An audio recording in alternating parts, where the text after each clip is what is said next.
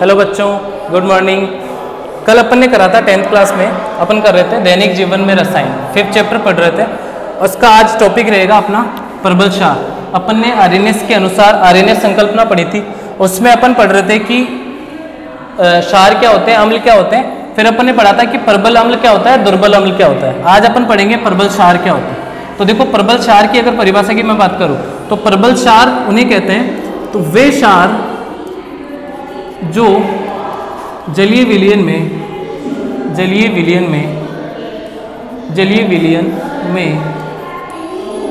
पूरी तरह अपघटित हो जाते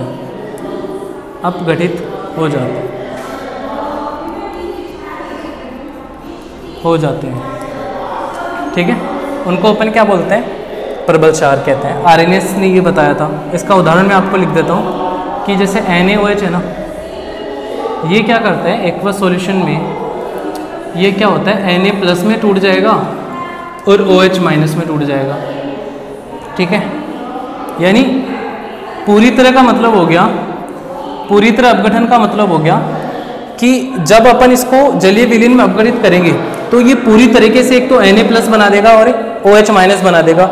इसका मतलब ये हो गया कि NaOH उस विलयन में जरा सा भी नहीं बचेगा, यानी ये दो टुकड़ों में टूट जाएगा पूरी तरीके से। इस NaOH की बिल्कुल भी मात्रा नहीं बचेगी, यानी ये Na+ में टूट जाएगा, OH- में पूरी तरीके से टूट जाएगा। इसके और उदाहरण आपको याद रखने हैं, KOH, ठीक है, ये इसका उदाहरण है। और ये दोनों आपको याद रखने हैं किसमें, प्रबल क्षार में। अब मैं बात करता हूँ कि दुर्बल क्षार। तो दुर्बल क्षार जो है ये क्या होते हैं, वे क्षार जो जलीय विलयन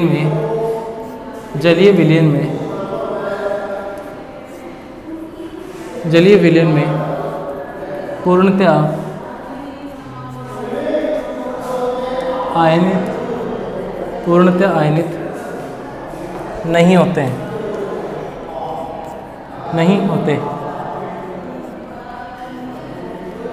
ठीक है। यानी ये पूरी तरीके से आयनित नहीं होंगे। उदाहरण में आपको याद रखना है, जैसे NH4OH, ठीक है। तो ये क्या होगा, पूरी तरीके से नहीं टूट पाएगा, इसकी मात्रा कुछ जो है उस विलयन में बच जाएगी एज इट इज़। यानी ये NH4OH है ना, इसकी थोड़ी बहुत मात्रा उसमें बच जाएगी जो विभाजित नहीं होगी, जो टूटेगी नहीं, ठीक है, जो टुकड़ों में नहीं टूट पाएगी। फिर अगर आपको याद रखना है इसमें, तो एक याद रख लेना आप इसमें MgOH का होल ट्वाइस, ठीक है। ये दो इसके उदाहरण हैं, यानी ये दुर्बल क्षार के उदाहरण हो जाएंगे। अब आपको याद, इसका अगला टॉपिक जो है अपना,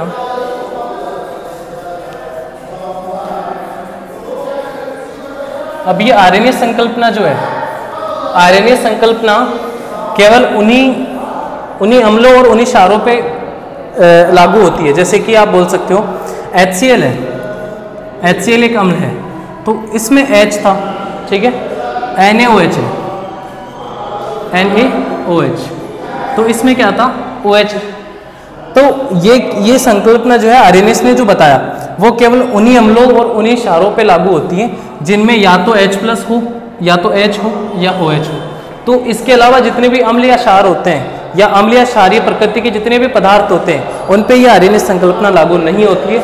इसलिए एक नई संकल्पना दी गई, दो नए साइंटिस्ट आए, उन्होंने अपने अनुसार एक नई संकल्पना दे दी। तो देखो, अगर मैं बात करूं तो अगला जो टॉपिक है वो है ब्रांस्टेड लोरी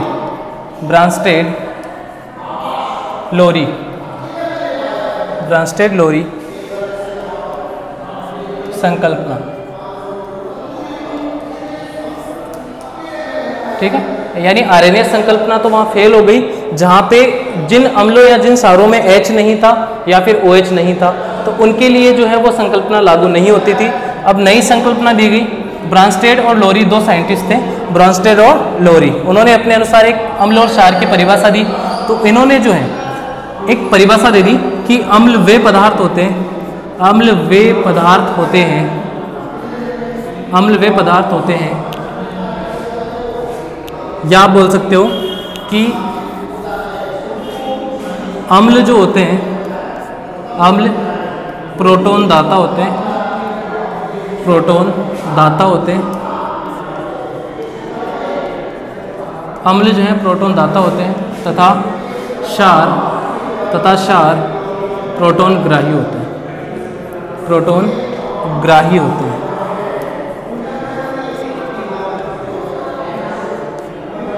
ठीक है। ब्रांस्टेड लोरी ने एक संकल्पना दी और उसके अनुसार उन्होंने एक परिभाषा दी थी कि अम्ल तो प्रोटॉन दाता होते हैं तथा क्षार जो है वो क्या होते हैं, प्रोटॉन ग्राही होते हैं। अब यहाँ पे प्रोटॉन जो है उसका मतलब है H+, प्रोटॉन का मतलब क्या है H+, क्योंकि अगर H+ की अपन बात करें तो इसमें एक प्रोटॉन होता है, एक इलेक्ट्रॉन होता है, और ये प्लस बन गया, इसका मतलब क्या हो गया कि इसने एक इलेक्ट्रॉन त्याग दिया। आप समझो कि H जो है हाइड्रोजन, उसका अगर इलेक्ट्रॉन विन्यास देखें अपन, इलेक्ट्रॉनिक विन्यास, तो ये क्या करता है, एक इलेक्ट्रॉन होता है इसके पास, इसमें एक तो प्रोटॉन होता है और एक ही क्या होता है, इलेक्ट्रॉन होता है। ठीक है बच्चों, 9th क्लास में पढ़ा होगा आपने। अब देखो, एक प्रोटॉन और एक इलेक्ट्रॉन, तो ये क्या करता है, इलेक्ट्रॉन को इसने त्याग दिया और ये क्या बना लेता है H+।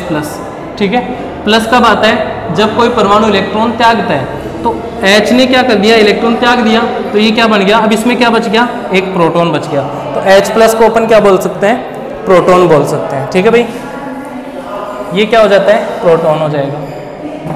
अब इसका उदाहरण जो है वो उससे आपको समझ में आएगा। देखो इसका उदाहरण, देखो उदाहरण में किस तरीके से दिया उन्होंने, उदाहरण में देखो किस तरीके से, एक उदाहरण लिया उन्होंने H2O + NH3।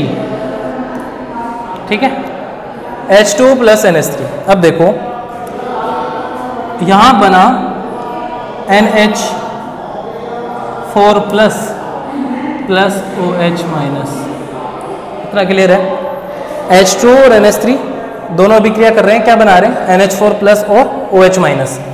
NH3 से क्या बन गया, NH3 जो है उससे क्या बन गया, NH4 बन गया।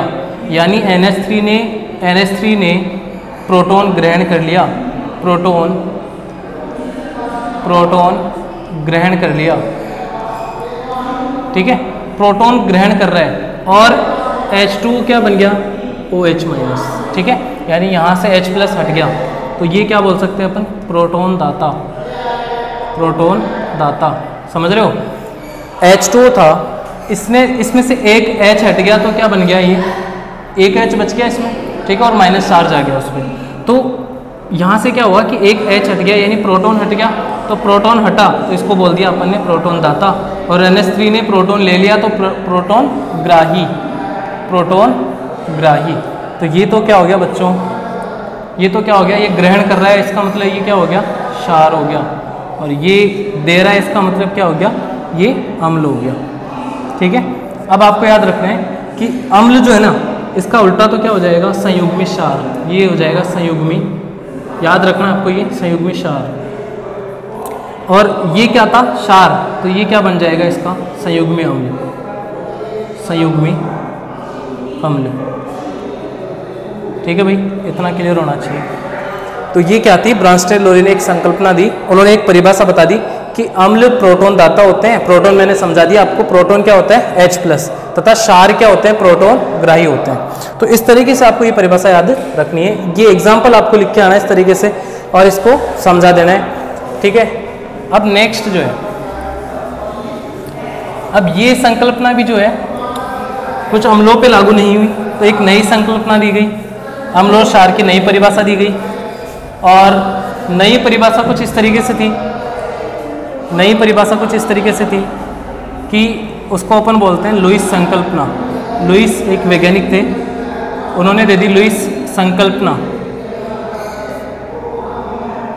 ठीक है, लुईस संकल्पना। देखो, दो अपन ने संकल्पनाएं पढ़ी, आर्हेनियस पढ़ा, ब्रांस्टेड लोरी पढ़ी, और थर्ड कौन सी आ गई, लुईस संकल्पना। अब इसके अनुसार क्या होता है, इन्होंने बता दिया कि अम्ल वे पदार्थ होते हैं जो इलेक्ट्रॉन, अम्ल वे पदार्थ होते हैं जो इलेक्ट्रॉन ग्रहण करते हैं। अम्ल इलेक्ट्रॉन ग्राही होते हैं, इलेक्ट्रॉन ग्राही या इलेक्ट्रॉन की कमी रखने वाले। इलेक्ट्रॉन ग्राही।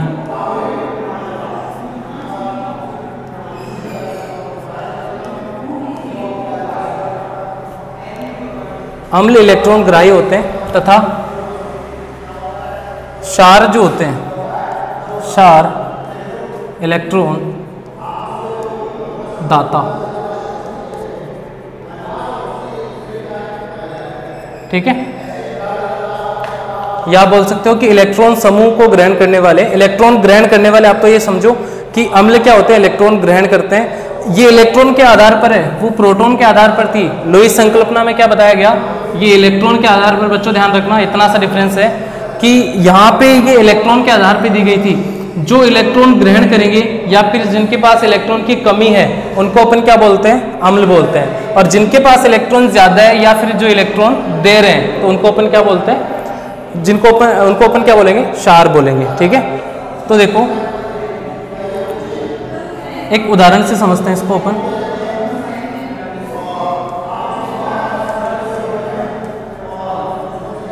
अब नाइट्रोजन के पास क्या होता है कि इलेक्ट्रॉन पेयर होता है।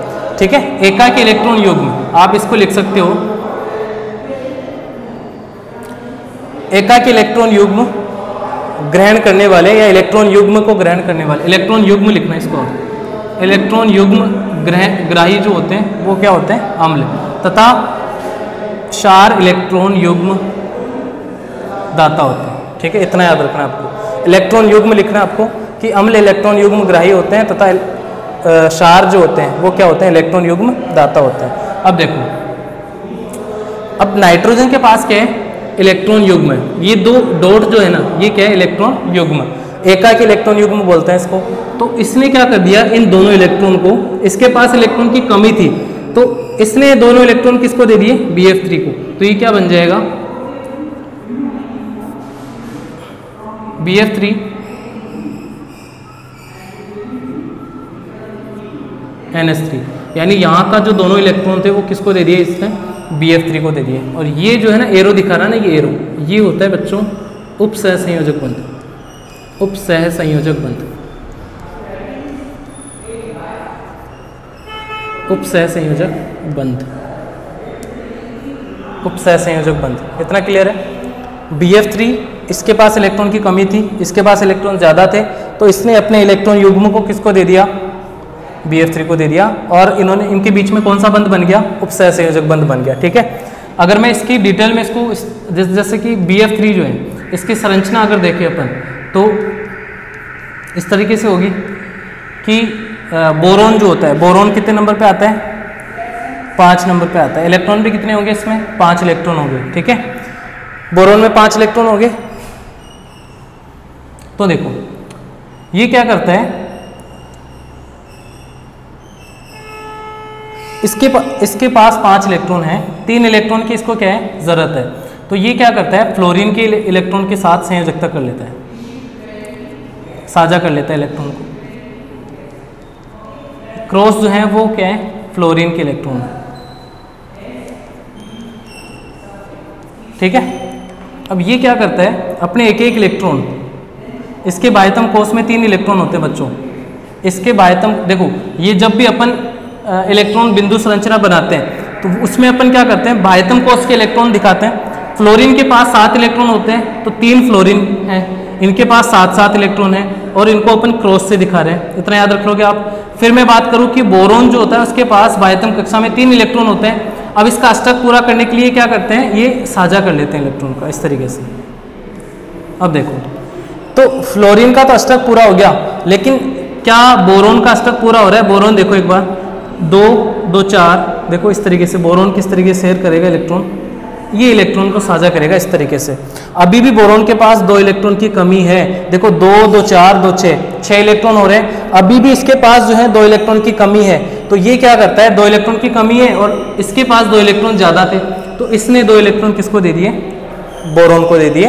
इस तरीके से एक दूसरे से क्या कर लेते हैं, साझा करके उपसहसंयोजक बंध बना लिया इन्होंने। ठीक है, यानी इसने दे दिए इसको इलेक्ट्रॉन, तो ये क्या कर रहा है, उपसहसंयोजक बंध बन रहा है यहाँ पे। ठीक है भाई, ठीक है।